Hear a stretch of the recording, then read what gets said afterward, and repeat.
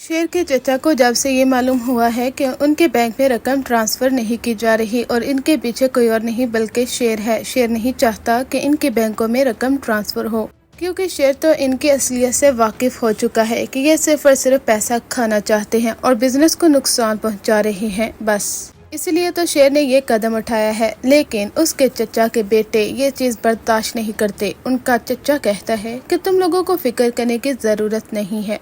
जिन लोगों ने हमारे साथ ये सब कुछ करने की कोशिश की है उनका नामो निशान हम मिटा देंगे। अब बिल्कुल ऐसा ही होता है कि शादी की सारी तैयारियां मुकम्मल होती हैं। इधर शेर अपने बाप के साथ गाड़ी में आ रहा होता है ताकि हंसी खुशी शादी अटेंड कर सके। उसका बाप भी काफी ज्यादा खुश होता है, क्योंकि उसका बाप तो उस लड़की की खातिर कदमों में गिर गया था।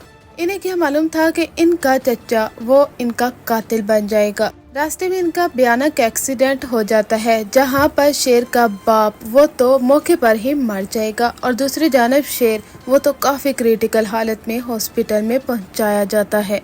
वहां पर सब घर वाले भी आ जाते हैं। उन लोगों को बताया जाता है कि शेर का बाप अब इस दुनिया में नहीं रहा। ये सुनकर तो उनकी बीवी दंग रह जाती है। वो रोती है, चीखती है, चिल्लाती है। इधर जब शेर वो क्रिटिकल हालत से बाहर आता है, वो काफी चीखता है, चिल्लाता है। वो कहता है कि मेरा बाप नहीं मर सकता। आप लोग कैसे कह सकते हैं कि वो मर गया है?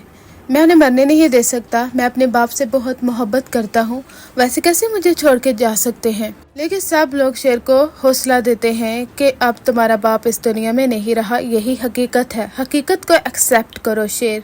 अब जनाजे का सीन दिखाया जाता है, जहां पर जनाजा होता है और सब लोग कहते हैं कि शेर अपने बाप को कंधा दो, इन्हें दफनाने का वक्त आ चुका है। शेर काफी ज्यादा इमोशनल होता है और काफी ज्यादा गुस्से में।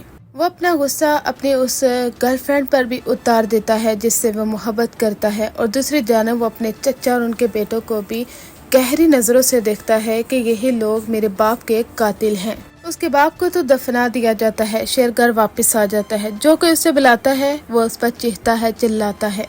चचा काफी ज्यादा खुश होता है और उसके बेटे भी। वो तो पार्टी करते हैं कि आहर हमारे रास्ते का एक कांटा तो हट चुका है। अब इस शेर का क्या करना है? उसका बाप कहता है कि फिक्र मत करो, शेर का बंदोबस्त भी हमने कर लिया है। जिस तरह की वो हरकतें कर रहा है ना, इसे भी इसके अंजाम तक पहुंचा कर रहेंगे। यानी उसका चचा प्लानिंग कर लेता है और कहता है कि ये पागल है। वहाँ पर वो मुस्कुराना शुरू कर देते हैं, क्योंकि उन्हें अपने बाप की चाल समझ में आ जाती है कि शेर को पागल डिक्लेयर करके पागल हॉस्पिटल मुंतकिल करवा दिया जाएगा। शेर अपने बाप से कहता रहा था कि आपका बाई नहीं है बल्कि सांप है, और बिल्कुल ऐसा ही हुआ है कि उसका भाई वाकई में सांप निकला है। अपनी राय का इजहार कमेंट सेक्शन में करें।